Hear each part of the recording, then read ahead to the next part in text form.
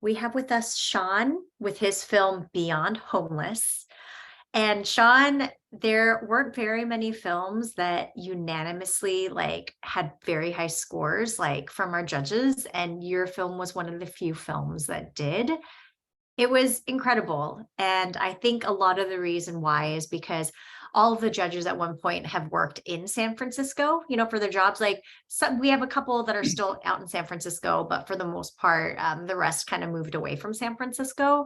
But a lot of the stuff, a lot of the themes that you talk about in your documentary, they're all things. I mean, it led to a lot of really great discussion, it led to some, what can we do about it? And I love that, with your documentary, you kind of, spelled out something that was working, like in San Antonio. I just thought that that was fantastic. So please share with us, who you are, what you do, how you got into documentary filmmaking, how you found your team, and how you all decided to make this film.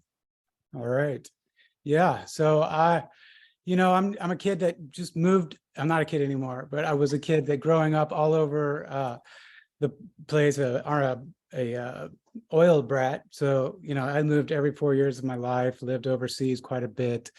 And, just kind of backed my way into filmmaking when I was in New Orleans, going to school there. And then from there, just kind of fell in love with documentary filmmaking and telling stories of all sorts. I ran into this group, the Emergent Order Foundation, who worked with Mary Thoreau, our host of the film, right, at the Independent Institute there in Oakland. And so those are the two executive producers of our film, John and Mary. And she moved there, as you find out in the film, she moved there when she was just freshly out of college and high ideals, and just fell in love with San Francisco, just like everybody does, right? I mean, it's an amazing city. Easy place to fall in love with. Yeah, exactly. Being from New Orleans, I didn't spend too much time in San Francisco, but I always identified San Francisco as being like, oh man, that town is just oozing with culture and just richness. So I fell in love with it too, and it had been a long time since I'd been to San Francisco. So when I went to film, right, I was really shocked how bad the problem has become. Yeah. Yep. It is, and spending days out on the streets in the Tenderloin district, just getting to know everybody, getting to know the people who are living on the streets. It is, definitely something to talk about and try to solve or try to address.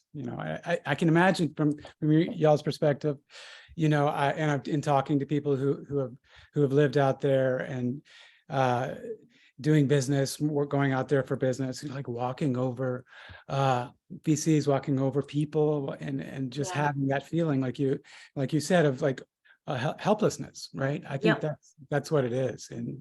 And so I love how Mary, just out of her love and desire for the city, and to really like kind of fed up with a lot of the talking points that you hear from people, and really get to the bottom of it, or at least start to. It's almost like, do people really want this problem to be fixed? It's almost like, have we become so desensitized that we just don't care anymore? It's like, it doesn't, it doesn't involve them, and so they just don't care. It's just, is that what it's become? I just because that's the thing, it's just, I think when you see it every single day, unfortunately, you do get desensitized to it, and it's just so much easier for you to just pretend it's not there and just walk away, right? Yeah, that's right. Yeah. It's such a heavy thing to deal with, to reconcile. When you're driving or when you're walking over people, you're driving next to panhandlers, it's so heavy you can hardly look these people in the eye because there's such a divide, seemingly, right? Mm.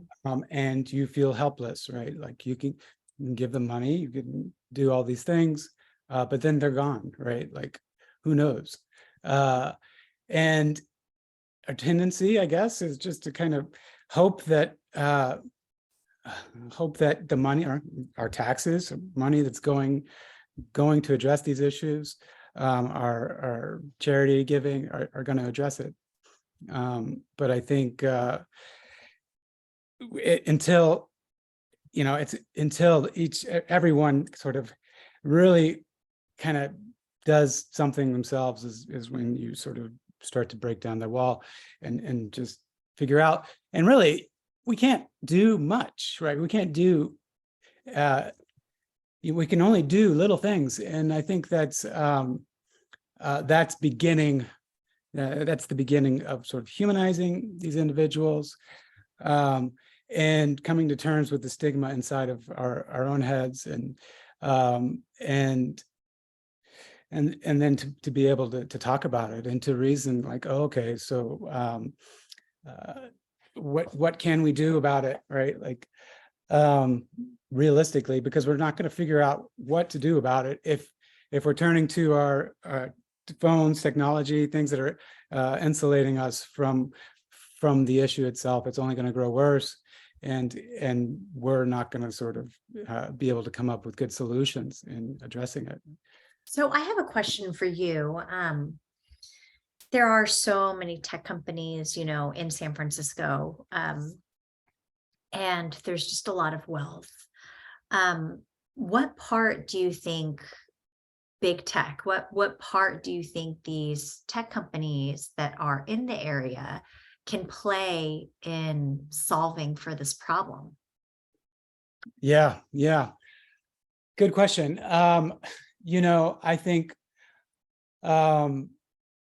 big tech companies, they're big charitable givers, right? And I think that getting to know their community, right? Getting to know like these people who are doing things about addressing the issues, or addressing the crisis, who are out there getting their hands dirty, sort of, and then supporting these charities. I don't have too much hope that in fact, hardly any. It's not a solution that we can solve with government and politics. And Yep. yeah, I think it is on the shoulders of Private private. companies, like, That's or right. just, It's yeah. individuals and companies, right? Like the great example is the Valero guy, Bill Griehe in San Antonio, right? I So love that. Yeah, I love that story. It was yeah, just so powerful. so that was a good sort of parallel. We thought that San Francisco could, could, Absolutely. right, like we could kind of approach a different way of doing things. And San Antonio is a good model, and there's tons of great models here in Austin.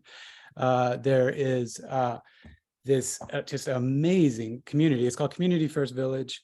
It's sprawling. They've got like 100 something acres, and they're taking this radical approach, and it's never been state funded at all, or and they're building tiny homes, like super nice, and their whole philosophy is like, this is not a solvable thing. The destruction that these individuals have gone through their families, through their lives, and through sort of abusing themselves, trying to find find what is good and fulfill the desires of their hearts.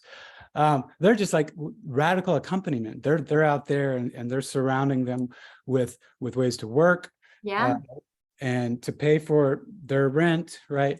And ways to create and work with their, be creative and art, this giant art workshop. So, and that's totally not city funded, right? So there's different ways that the San Antonio example is fantastic, because you have the mayor working with a, you know, this large private uh, uh, investor. Well, not only that, but it's like because there's that one investor that came forward and then there's like been success. I mean, because people see that it's working, you know, it's like then more companies or more people are like likely to come alongside to help, right? But it's like, I think the most difficult part is just getting that infrastructure set up and that infrastructure is like in place, right? It's like I love what some of the people who, you know, went to that sanctuary, you know, like said, it's just they step in and it's just they can just feel the peace, and it's just so different than, you know, anything. It's not just providing a house, you know, which is what they're doing in San Francisco right now. It's like they're just providing housing and they're providing like areas where they can continue to like do drugs, and it's like they're not solving for like, it's like it's very short-sighted. It's like they need to think long term, right? And it's just like I just feel like, you know, again, it just there just needs to be some like program managers, you know, there's a ton of those like in San Francisco who are like program managing like, you know, like products and stuff like that. It's like, you know, it's like you just need to program manage these like, you know, like programs for this like system, you know, and just put it in place and just figure out like, you know, like the different areas where, you know, you can actually like we can actually like help people, right? Yeah, yeah.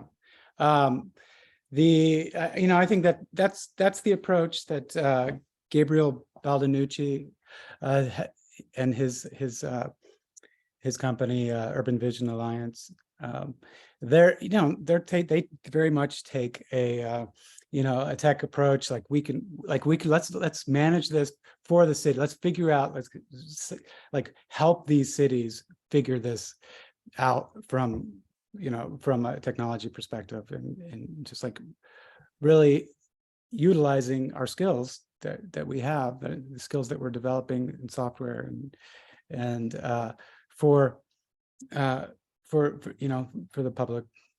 I just like wonder like are our taxes like going to the places where they're supposed to go? You know, I just like I wonder, it's like it's one of those things where, you know, it's like a city that has like the highest taxes, and I just don't even know if there's really like transparency and visibility into where all of the tax money is going and how it's being allocated. And I feel like because there's no transparency, there's no accountability, which is why, you know, they say that all of this money is going towards this thing, but there's really nothing to show for it. So it's very frustrating, you know, so it's like, I just feel like, you know, there's like this, I know there's a software, it's a startup that's in Silicon Valley. It's called OpenGov, and it's like it's a software that was created and it's meant to be implemented so that the taxpayers in a particular city, I think they first implemented this in Palo Alto, and because I think that the company is in Menlo Park, but you know, it's like the whole idea is that taxpayers can just log in online and they can see exactly how much they're paying, how much everybody's paying in taxes, what that amount is, and how it's like being allocated and how it's being distributed, you know. And it's just, I just feel like if there was that transparency, you know, like the likelihood of people misusing funds, right, like would be less. And then you would learn really quick, okay, well, we're putting this much money into this program and it's clearly not working, like maybe we need to just like fail fast and we need to just like pivot to something else and try something else, you know. And I just feel like it's like you would think that there's so many smart people in Silicon Valley. It's like I just don't think people care enough about the issue to actually like do something about it, because I feel like if people really cared, I feel like this like the problem would be solved so quickly. Yeah, yeah. I think I certainly resonates with me. You know, I feel like the people who are holding, you know, powerful positions, you know, in the city and then in local politics, and they don't, I feel like that's who you're describing, that may not care. It's hard to say. I think that they just have a lot more ways of distracting themselves, and they're sort of spending most of their time trying to hold on to their power, right? Mhm. I think in general. So yeah, I don't. Is that what you're asking? Yeah, I mean, it's just a discussion. It's just like I just like it's like I feel like the problem could get solved. It's like Oh, there's so yeah, much wealth. you give There's that. so many smart people. I just feel like there's nobody just kind of like managing and just telling people like what we should try, because like that's the whole thing about Silicon Valley. The cool thing is that they try things, and if it doesn't work, then they just abandon that and they try something else, and then they keep trying until they find something that works. And it's just so crazy that there's like this situation, and like that's not, we don't see that happening. And again, it's just like it just goes back to, maybe it's because they just don't care enough to solve it. Because if they really, really, if there were enough people who really, really care to solve it, I feel like they could, and they could reach out to people. And it's just like, all of like all of the big tech companies, they have like company match, they have like a ton of money that could go into these organizations. But I just wonder, it's like, is there like corruption at like these organization levels too? Like, is that what's going on? Like what is it? It's just, I wonder, like, I don't know, like in San Antonio, a lot of the reason why it was successful is because there was that private investor that came and got involved, and they were working with like the government, and they were, and then there were other people that they were like, okay, well, we need this service. Like, who are we going to call so that we can take care of this service? So we can take care of this area. Right. And so it's just, Yeah, and well, what they did too is they had to convince all of these different nonprofits and in San charities Antonio. to work together, right? Yeah. And so that so that they could sort of unify these services, identify what they're good at or what they do, they specialize in, and then sort of bring people in and off and to point them in the right direction for these services. Yeah. This is what's missing with the housing first approach in California, right? There's not enough money to build homes, right? Because real estate is so expensive there. It's the model doesn't work because all of the money is going into homes, and like as you alluded to earlier, right? It's not going to help these people if they just get them four walls or shelter immediate. I mean, it does, but it's not a long-term solution. In the short term, it helps them. It stabilizes them a little, but then they're just isolated. There's nobody in there. There's no community, and Yeah. there's no like, just they're alone with their thoughts, and sometimes their thoughts just aren't really good, so it's Oh, just that's like, right. yeah, Just so it's below. just Yep. Yep. finding and building community with each other and putting people to work. I feel that's another thing too. I just feel like, work is always good, when you have a purpose and you're doing Work is huge. something. We all need. It's how we identify our purpose and give meaning. Right, being able to work and create and produce. It's essential, right? And then so like that's why welfare is so hard on individuals and culture and Yeah. society, right? Because essentially we're telling people that that it's not important, it's not critical to work, right? Yep. And yeah, so much good stuff there. I mean, if you gave that $1 billion, right, like that was estimated of all the spending in 2019, 2020, just in San Francisco, right, and surrounding areas, you gave that to one sort of savvy individual who really cared. Oh yeah, I mean, what you're saying is absolutely true. I mean, you would get so much done. Um, They would hire the right people, they would put the right processes in place.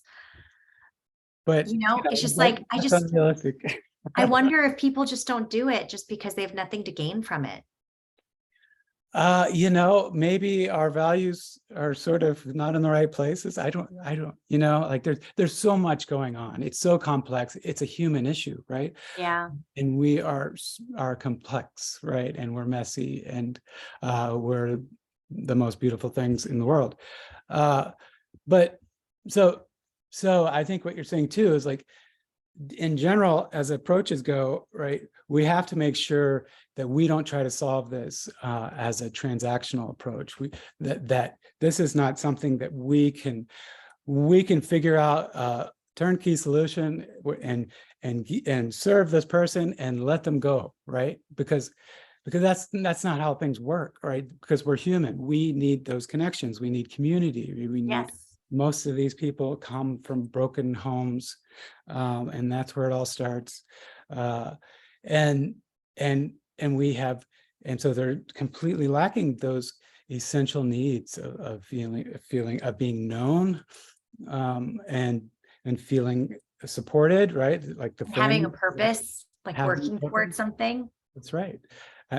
How do we figure out our purpose? We see it around our families, right? We're not like Uncle Bob there. Like we're a little different, more like uh, our cousin.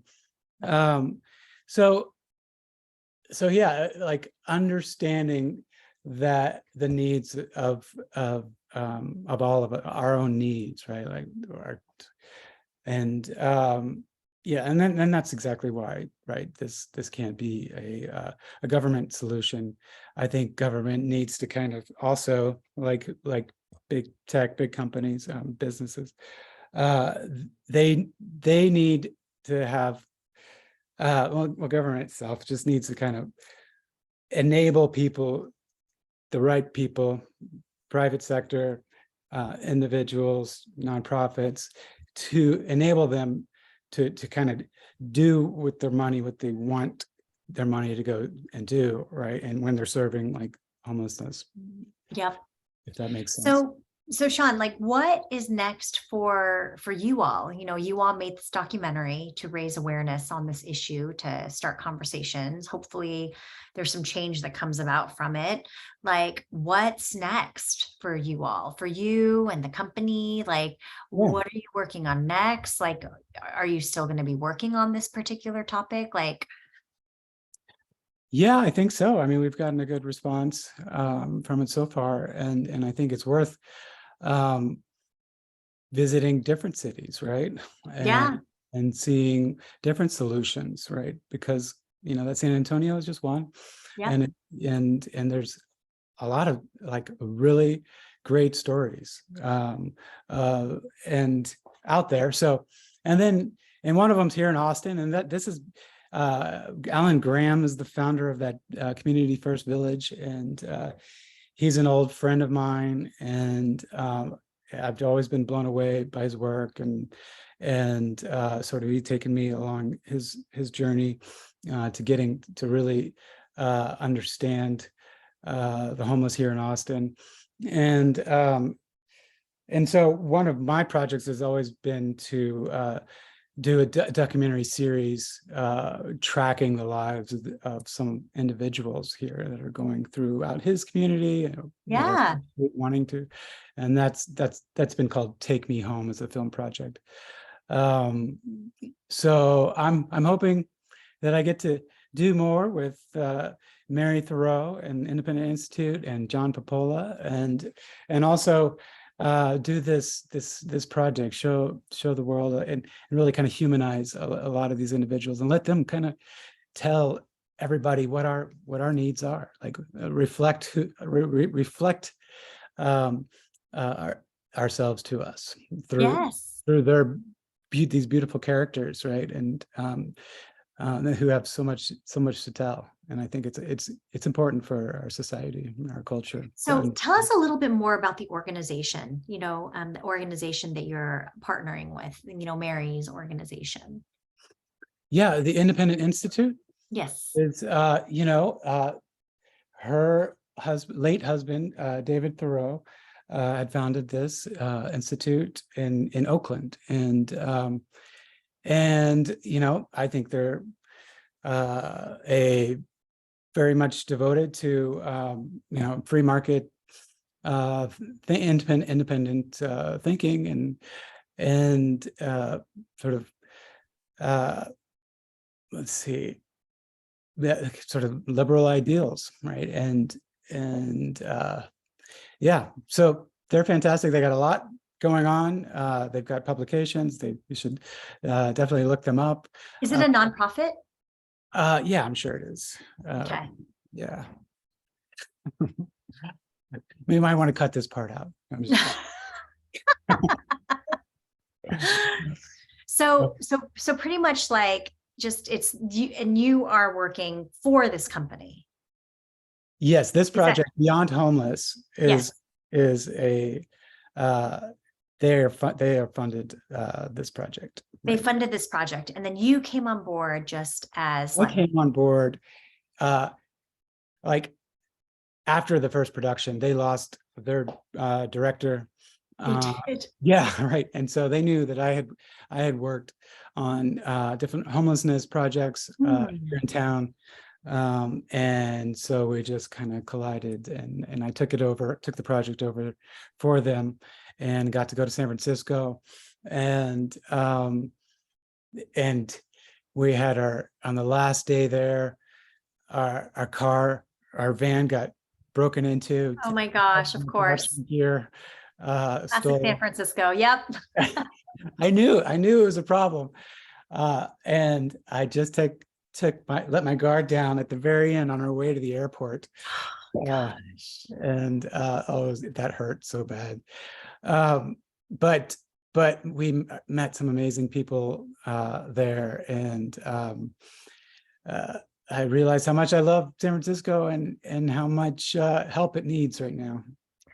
You know what? So I hope that the people who have seen the documentary, and have watched the Q&A, if they want to get involved and help out in any way with their resources, where should we direct them? Where can they go?